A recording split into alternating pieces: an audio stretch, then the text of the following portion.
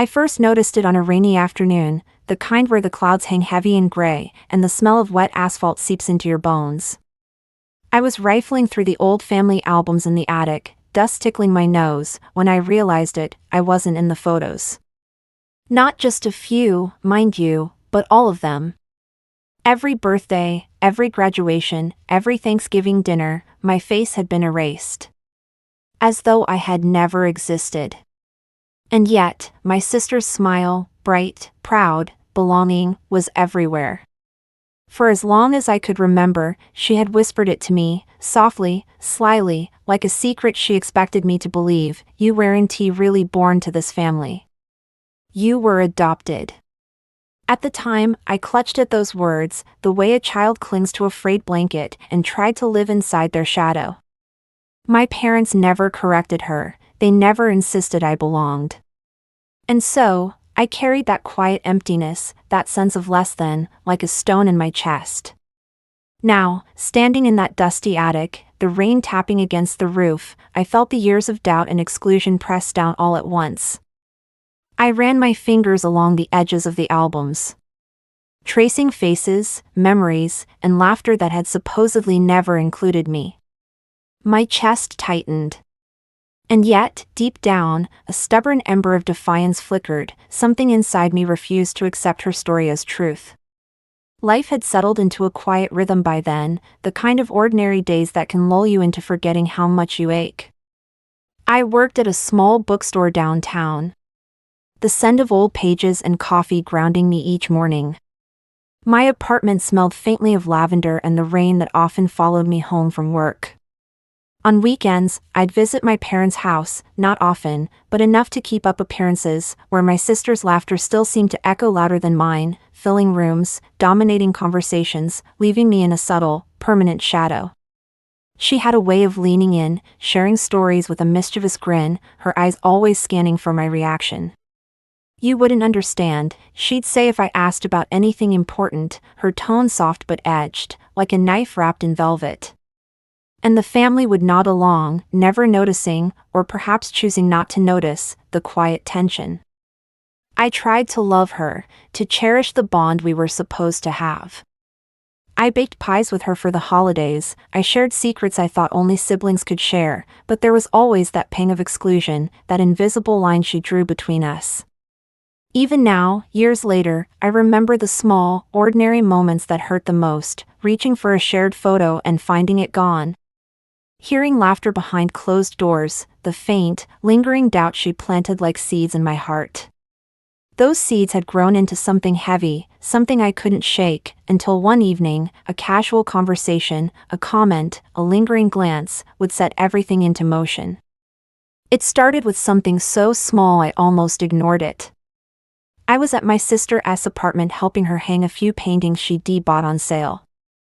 I stepped back to admire her work, and my eyes caught a photo tucked behind the stack of frames, one she had clearly forgotten to move.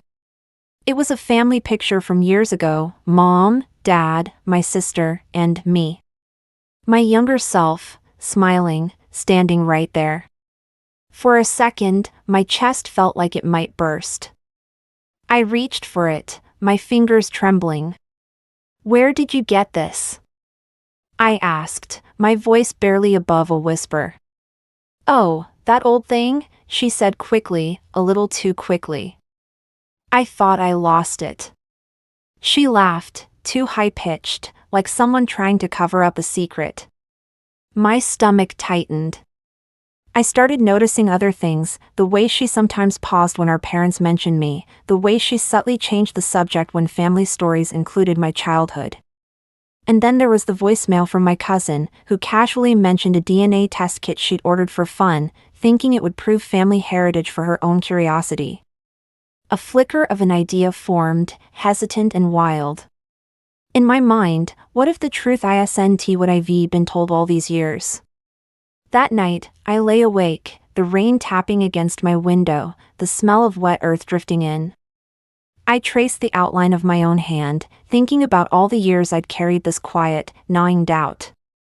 I thought about her words, her actions, and the strange, uneasy confidence that maybe, just maybe, everything I believed about myself, and about her, was wrong. It was a small thought, almost silly in its impossibility.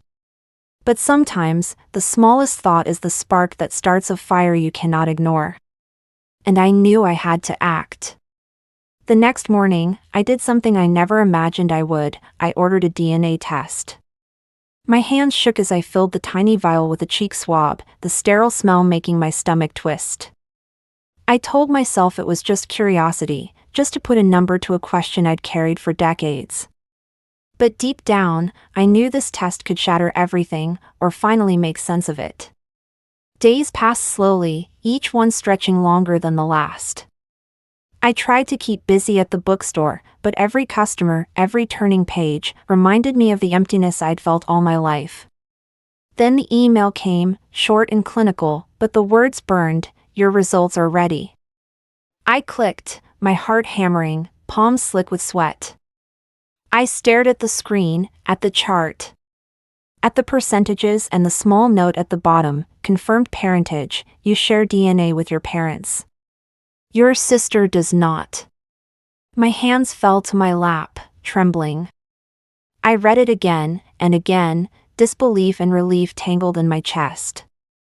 The girl who had whispered lies for years, the one who had erased me from photos, the one who had made me feel like I didn't belong, she was adopted. My parents' faces, my own, the life I thought had been uncertain, they were real, they were mine. When I finally confronted my sister, it was quiet. We sat in the living room, the rain tapping softly against the windows, like some slow, compassionate rhythm. "Why?" I asked, my voice low, steady despite the shaking inside. She looked down, her hands twisting in her lap. Tears came, quiet and unstoppable. I was afraid," she whispered. "Afraid of losing you, afraid of being found out. I didn't know how to exist without taking that from you." The words landed heavy, but beneath them, a strange warmth emerged, a doorway to something we hadn't dared face before. I realized then that hurt could coexist with love, and that truth, no matter how late, always demanded acknowledgement. I didn't respond right away. I just sat there, letting her confession hang in the room like the scent of rain on the carpet. Her head was bowed, shoulders trembling, and for the first time, I saw the girl I had grown up alongside, the frightened, insecure child she had tried to hide behind lies. My own anger throbbed quietly, but I forced myself to breathe, to remember that truth had finally surfaced. And that I had a choice in how I reacted. "I spent years feeling like I didn't belong," I said finally, my voice calm but firm. I thought you took my place. Every photo, every story, every moment, it was like I never existed." She didn't argue, didn't interrupt. She simply let the weight of her guilt press down between us. "I know," she whispered, her voice breaking. "I was wrong. I wanted to be part of this family so badly that I erased you without even thinking. I didn't know how to love without hurting you." I closed my eyes, remembering the countless nights I'd cried quietly, wondering why love felt so conditional, why belonging seemed like a gift she could revoke at will. And yet, here she was, vulnerable, exposed, confessing what she had done. It was the kind of honesty that cuts, but also heals. We spent hours talking after that, the rain outside slowing to a drizzle, the air inside filled with the quiet hum of tentative reconciliation.